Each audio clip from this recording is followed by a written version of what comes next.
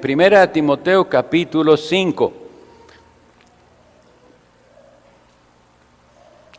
Este es el sermón número 27. Ustedes saben que me gusta numerarlos. Entusiasmémonos, no sabemos cuánto nos va a dar el Señor, pero entusiasmémonos, es la palabra de Dios que estudiamos de esta manera expositiva y continuada. El sermón número 27 de la serie que hemos titulado Aprendiendo a conducirnos en la casa de Dios. Bien.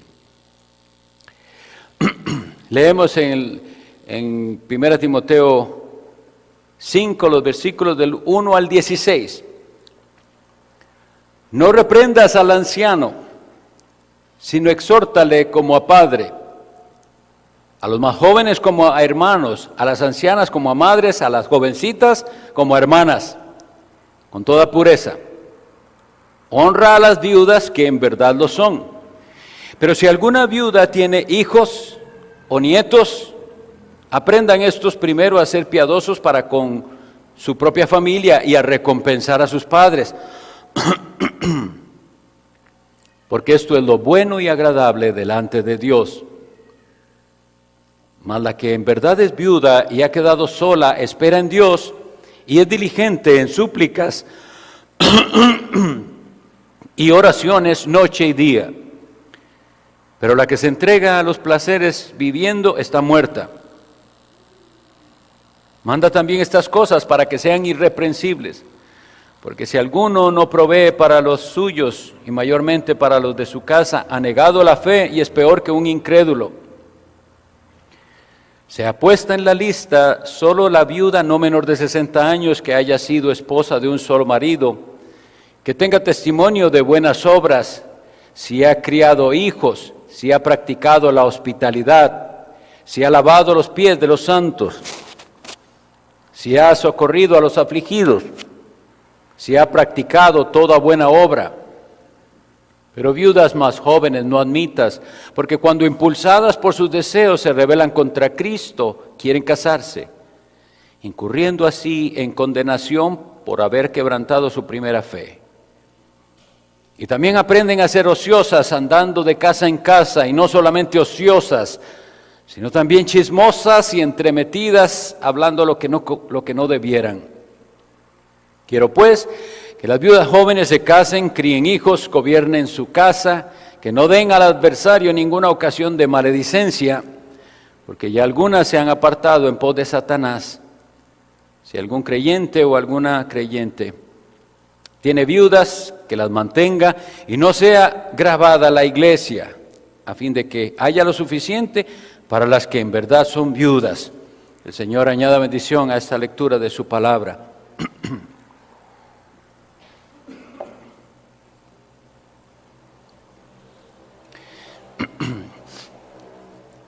A los que el Señor llama al ministerio pastoral,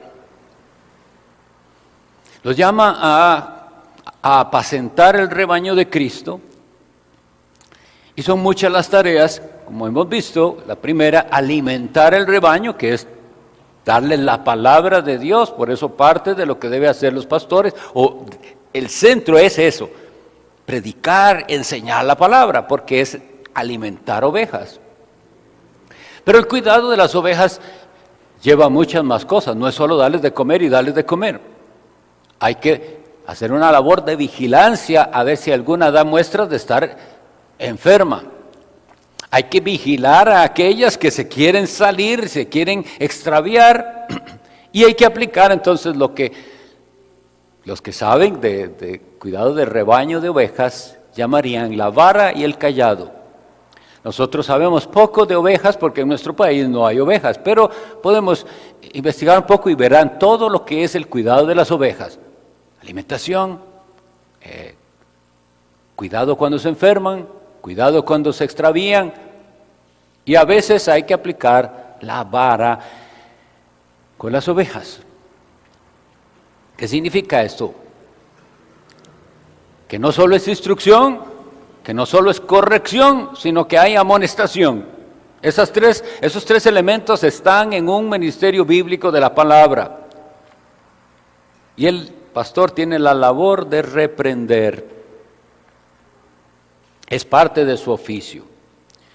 En la segunda carta a Timoteo, el apóstol Pablo se lo vuelve a recordar y a enfatizar. 2 Timoteo 4:2 dice, que prediques la palabra, que instes a tiempo y fuera de tiempo, redarguye, reprende, exhorta con toda paciencia y doctrina. Si fuera que lo dejaran al gusto o preferencia del pastor, muchos preferíamos solo predicar y no tener que reprender. Pero Dios nos manda a todo esto, a redarguir, a reprender, a exhortar y a ser en esto pacientes y a hacerlo conforme a la doctrina. No es conforme a nuestros gustos personales ni mis preferencias, sino conforme a la palabra de Dios.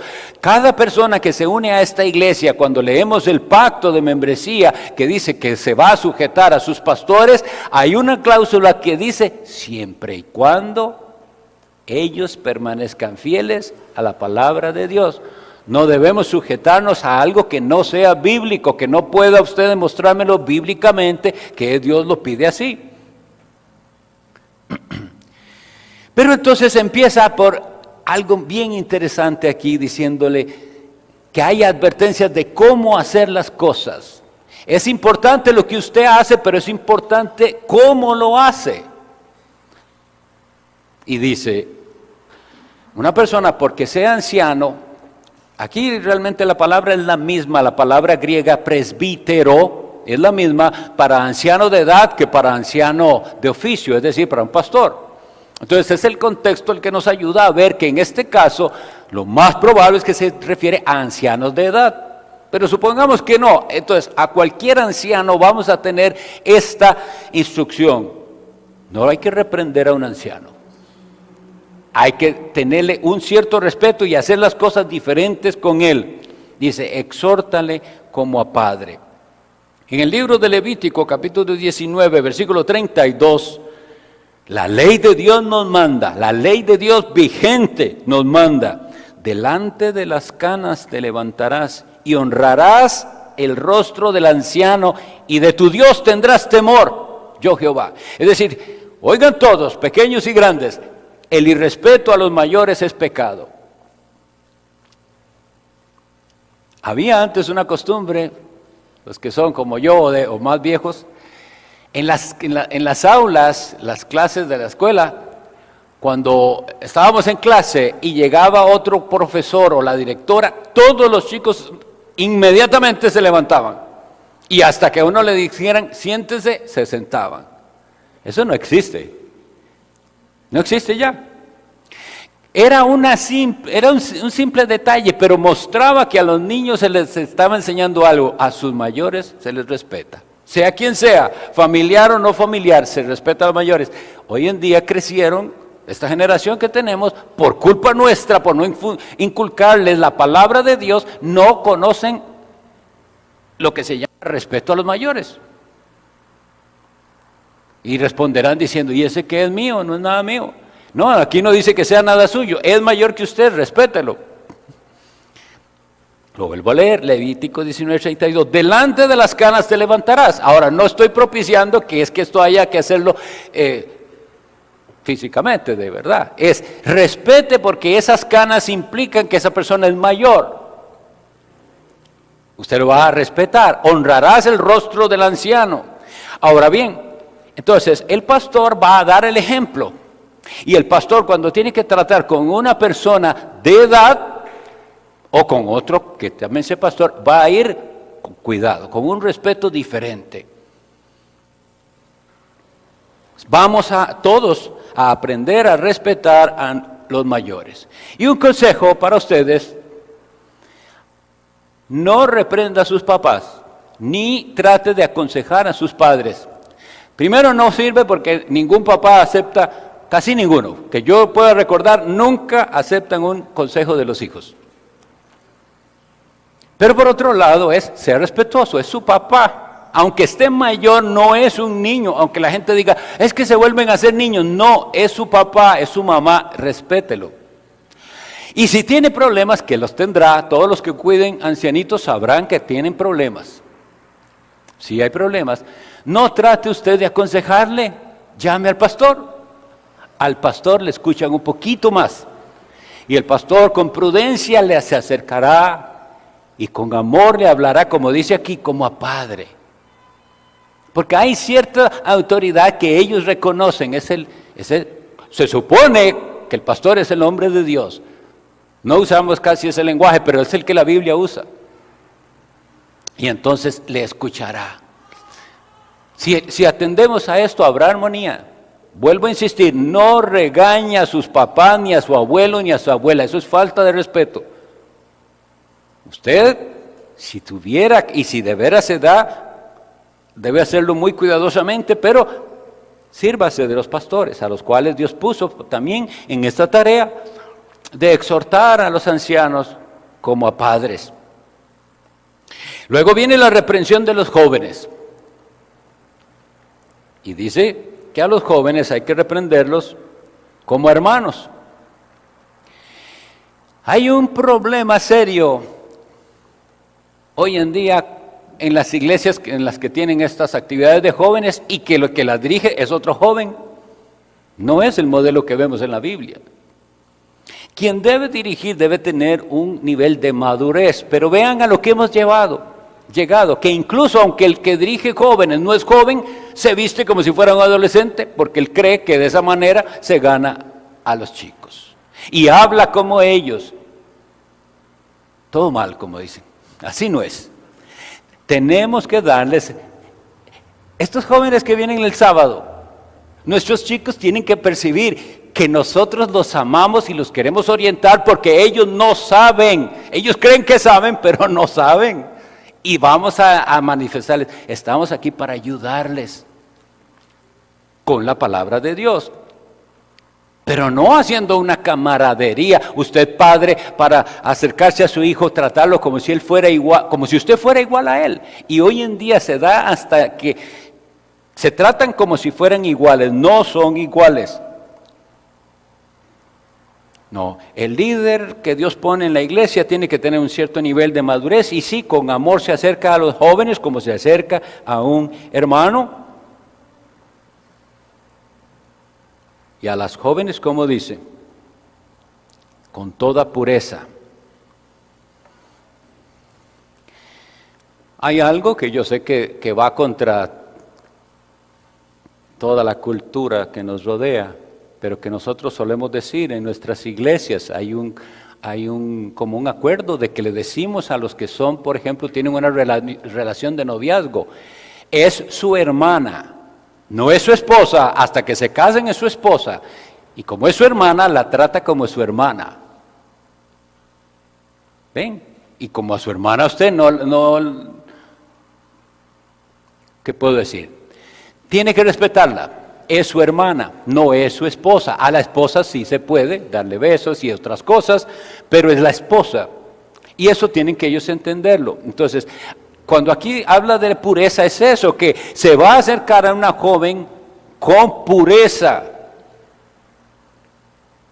Hermanos, lo que nosotros hemos vivido en todo este siglo que pasó, de la inmoralidad en las iglesias, ahora, no que sea nuevo, se ha dado de mucho tiempo atrás, ahora lo veremos que también se denuncia ahí, pero es una verdadera epidemia. En la Convención Bautista del Sur en los Estados Unidos, hace unos años, vino un movimiento de gente que comenzó a denunciar, se llamaba algo así como Yo También, y denunciaban los abusos en la iglesia. ¿Abusos sexuales en la iglesia? Hermanos, y eso nos tiene que decir el estado tan terrible de la iglesia en nuestros tiempos. Y la Biblia dice claramente, es tiempo que el juicio empiece por la casa de Dios. Nosotros tenemos que volver a las reglas de orden, de respeto y de pureza en la iglesia, no permitiendo confianzas entre hombres y mujeres. En nuestra iglesia, y lo hemos vivido con dolor, gente que ¿por qué no puede salir él solo con ella? No son casados, no deben. Y a la gente le parece que son reglas extremas. Estamos cuidándolos, eso es lo único que queremos. Cuidarlos, cuidarle la reputación a esa joven que no tiene por qué andar sola con un joven. O que no sea tan joven, no deben andar. Ya cuando tienen un compromiso, ese es diferente. Hay un respeto, entonces, y el ejemplo lo dan los pastores de cómo se tratan a las hermanas. Ahora, el siguiente tema que viene aquí es un tema diaconal, pero como ustedes verán, toda labor diaconal depende de los ancianos. Son los ancianos los que dirigen y los diáconos hacen esa preciosa labor de que quitan la carga a los pastores para que ellos no sean los que estén minuciosamente en todo eso, sino la que les guía en ese. Los pastores son los que les guían en esa labor. Entonces hemos hablado muy brevemente de el respeto a los ancianos, de cómo vamos a hacer, pero va a haber reprensión, ese es el asunto, va a haber reprensión. ¿Cuándo hay reprensión? Bueno, igual que con los hijos, cuando claramente se ha explicado algo y se está desobedeciendo, hay un acto de rebeldía. Vamos a tener que tratarlo. Ahora, no a la primera ni a la segunda, pero eventualmente. Ejemplo clásico que doy. Si usted es miembro de nuestra iglesia y llega tarde, los pastores no le van a decir nada la primera vez y la segunda posiblemente no, pero si eso vuelve a suceder, usted sepa que va a ser llamado a decir, hermano, he visto que está llegando tarde. ¿Por qué? ¿Por qué hacemos una reprensión así? Porque nos interesa el estado de las personas. Tiene que algo estar ocurriendo para que llegue usted tarde. Llegar tarde no es permitido, eso no se hace. Y entonces hay que tratar el asunto. Claro, trae problemas, no cae uno bien, pero ese es el asunto. El culto empieza a tal hora y se llega antes de que empiece. ¿Ve? Es una cosa tan simple para ustedes. Bueno, la Biblia dice, haced todo decentemente y con orden. Y si usted simplemente decide salirse del orden, ya estamos desobedeciendo la palabra de Dios. Solo un breve, pero ahora pensemos en las muchas otras cosas que usted puede fallar y acostumbrarse. Y si no tiene quien le reprenda, ¿cómo va a progresar? Entonces, como les decía en la primera hora, ¿cuál es el deseo? ¿Ustedes creen que es bonito estarle llamando la atención a la gente? No, pero el amor nos lleva. Quiero que usted avance, queremos que usted progrese, que sea más santo, que viva esta fe preciosa del Evangelio, y eso va a implicar amonestaciones. Bien. Ahora viene, como les digo, una labor diaconal, porque hay que encargarse de los necesitados. Recordemos que en Hechos capítulo 6, se nos describe la razón por la cual ellos tuvieron que elegir diáconos, y era precisamente un asunto de las viudas. Aclaración, la viuda de hace 2000 años no es lo mismo que las viudas ahora. En esa época, una viuda era una mujer completamente desposeída, porque las viudas no heredaban. Si se moría el esposo, no tenía nada, ningún ingreso. No tenían trabajo tampoco. Por eso siempre en la Biblia habla de viudas y huérfanos como un grupo, porque eran las personas más necesitadas de toda la sociedad. Entonces, no necesariamente aquí vamos a aplicarlo solo a las viudas, sino a los necesitados en general. Gente que de verdad necesita que la iglesia les ayude. Ahora,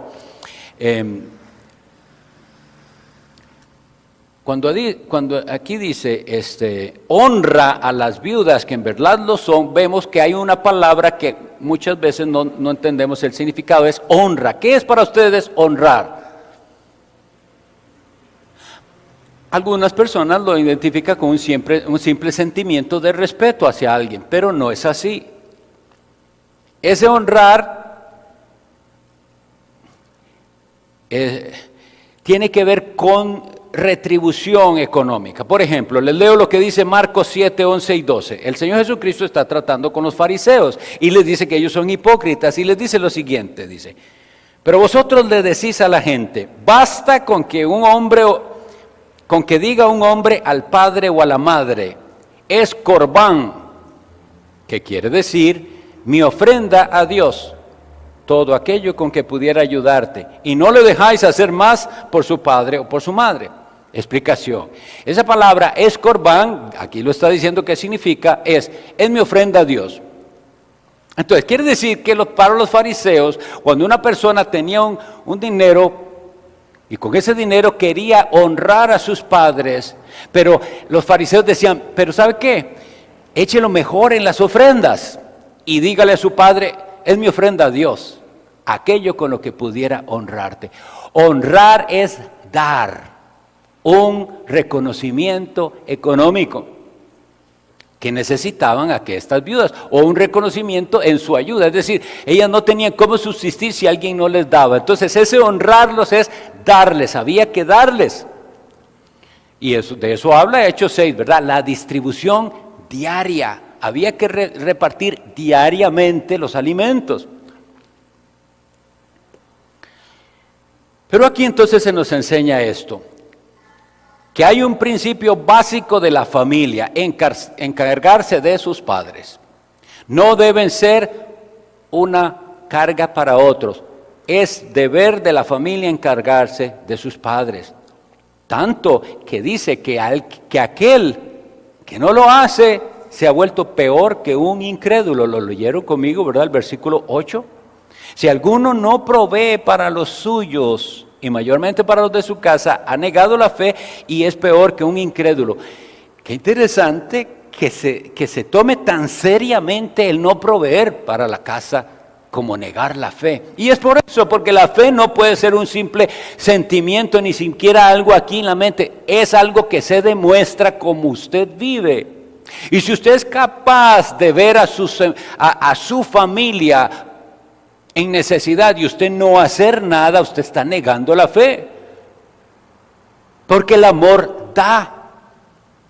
Santiago también nos dice que cómo se le ocurre a alguien que vea a otro en necesidad decirle que le vaya bien y que Dios lo bendiga, y no le da a usted todo lo necesario. Dice, ¿dónde está su amor? Eso es falso. Dice, eso es una religión muerta, es una fe muerta, dice.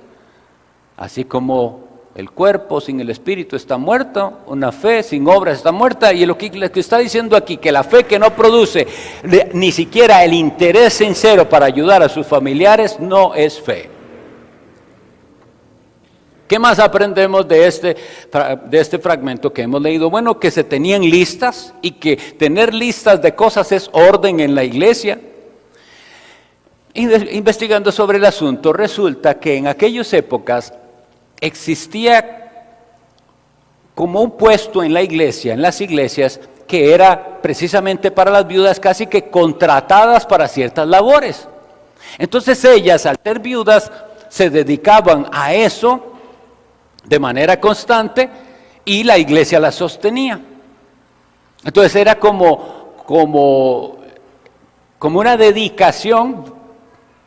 Que la persona queda viuda, no tiene quien, entonces le dice a la iglesia, yo estoy para dedicarme aquí, si me pueden contratar para, estas son las tareas, la iglesia le va a dar a usted un reconocimiento por estas y estas cosas.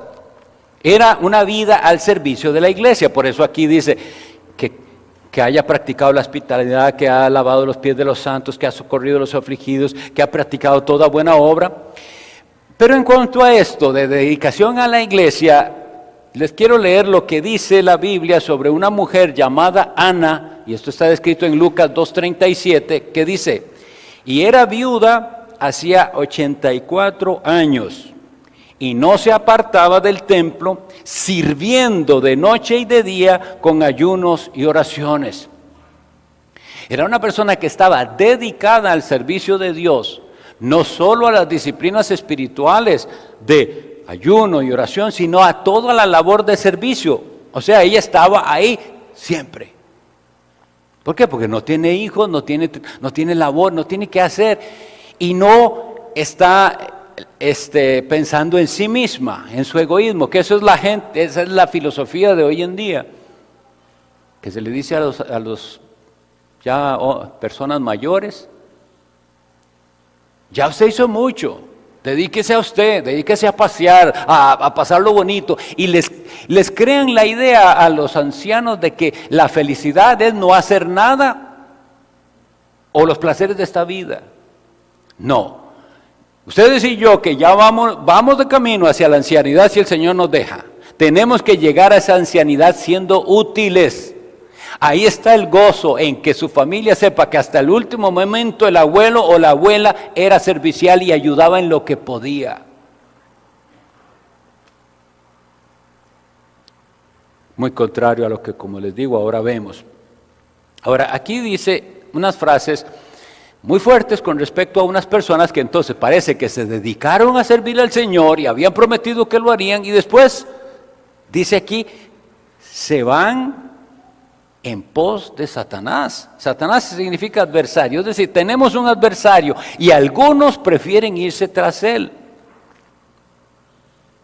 Dice el versículo 15, porque ya algunas se han apartado en pos de Satanás. ¿De qué manera? Yo voy a leer esto y otra vez lo que leímos de las maneras en que estas viudas que estaban siendo ahora una carga para la iglesia, se volvieron tras Satanás y después vamos a ver que esto no aplica solo para viudas, porque como les decía, no es el mismo caso de la viuda del primer siglo. No tenemos esos casos aquí, pero aunque usted no sea viuda, ni siquiera tiene que ser mujer para caer en algo como lo que ellas cayeron. Bueno, aquí la Biblia dice que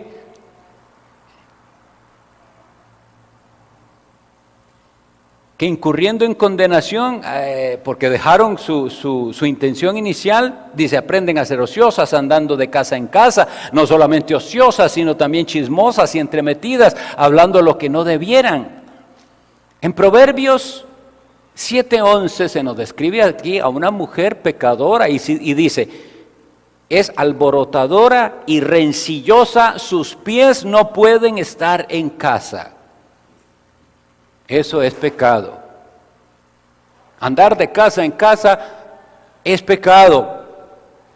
Excepto que usted sea un misionero o evangelista que tiene que andar y que le tiene que dar posada aquí y allá, que era como se hacía, eso es diferente. Pero la intención de esta mujer, oigan las palabras de Proverbios 7:11, alborotadora y rencillosa. Una persona rencillosa es una persona que de cualquier cosa hace un alboroto, hace un pleito, hace un problema. Le pregunto, ¿se da solo en las mujeres? ¿No hay mujeres jóvenes que son así, sin ser viudas?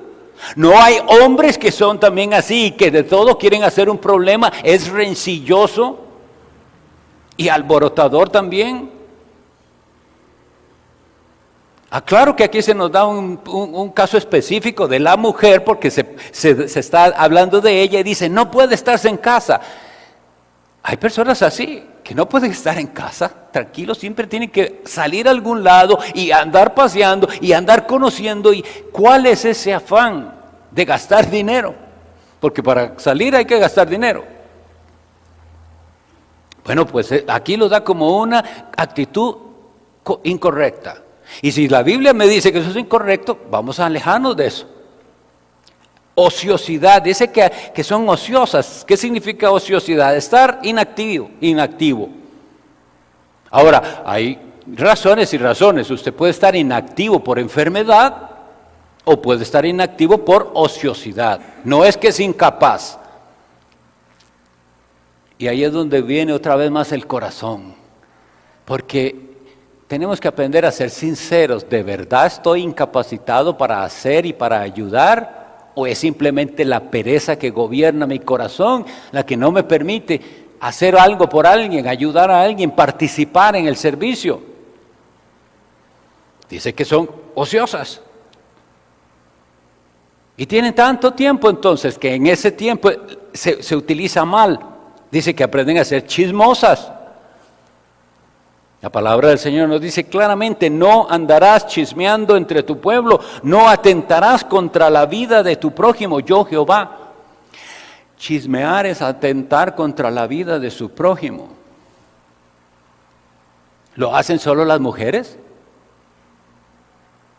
La murmuración, la crítica, Dios dice, es pecado.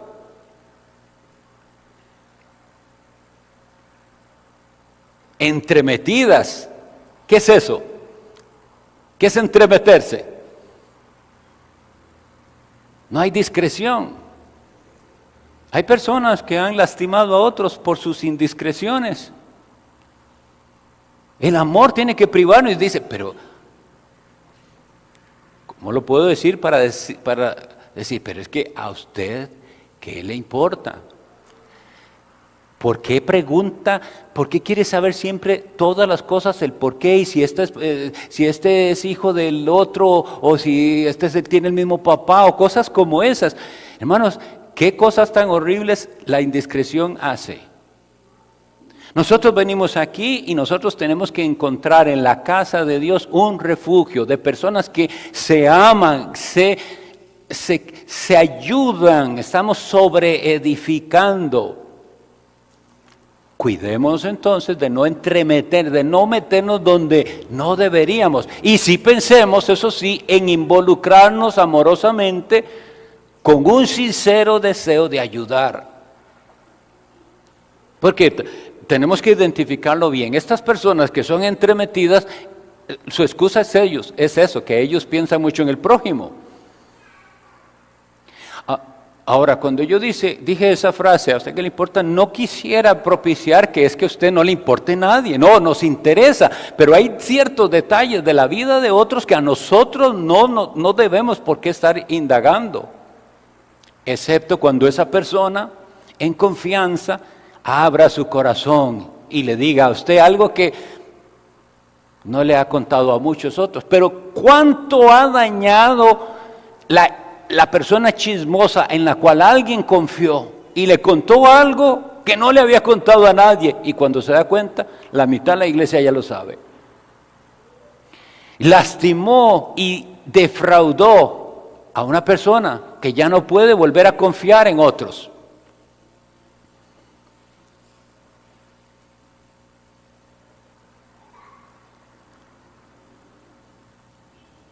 Entremetidas, hablando lo que no debieran, hablar de más. Una de las cosas que tenemos que pedir al Señor es eso. Pon freno a mis labios, dice el proverbio. Que Dios nos haga mordernos la lengua si lo que vamos a decir no es para edificación. Todas estas cosas que se dicen para estas viudas de hace 2000 años, se dicen para ustedes y para mí, porque somos también propensos a caer en pecados similares.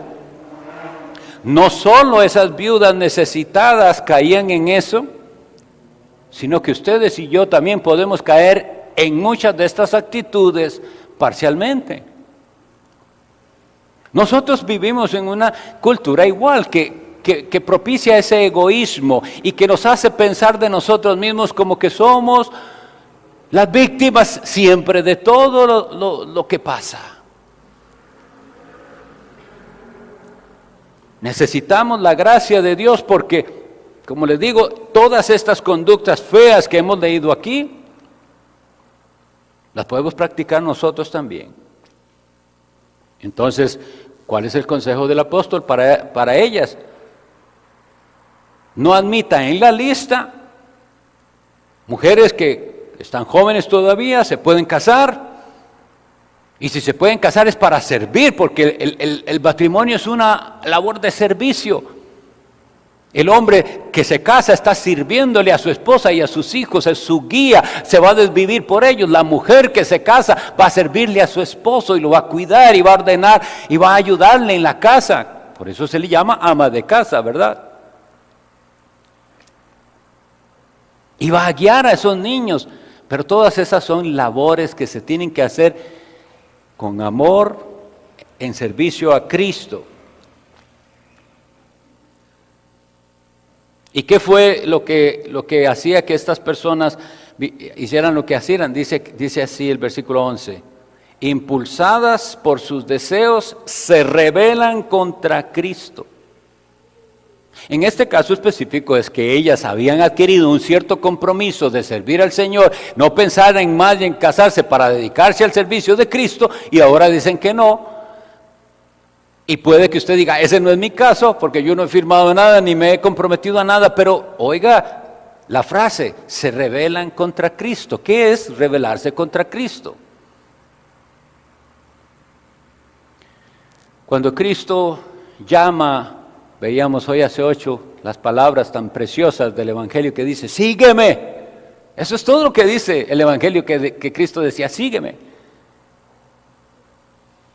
Y aquellos dejaban lo que estaban haciendo para seguirle. Eso es ser cristiano, seguir a Cristo, seguir las pisadas de Cristo. Pero cuando de pronto usted va tras Cristo, o supuestamente va tras Cristo, y comienza a traerle otras cosas más interesantes de esta vida, o las comienza a ver más interesantes, usted se está rebelando contra Cristo. El verdadero cristiano ve a Cristo como el mayor bien. Puede decir como en el Salmo 73, ¿a quién tengo yo en los cielos sino a ti? Y fuera de ti no quiero nada. Pero cuando comienzan a ver mucho el mundo y los placeres y las ventajas que ahora hay, se rebelan contra Cristo. Y dan entonces, dice, lugar al adversario.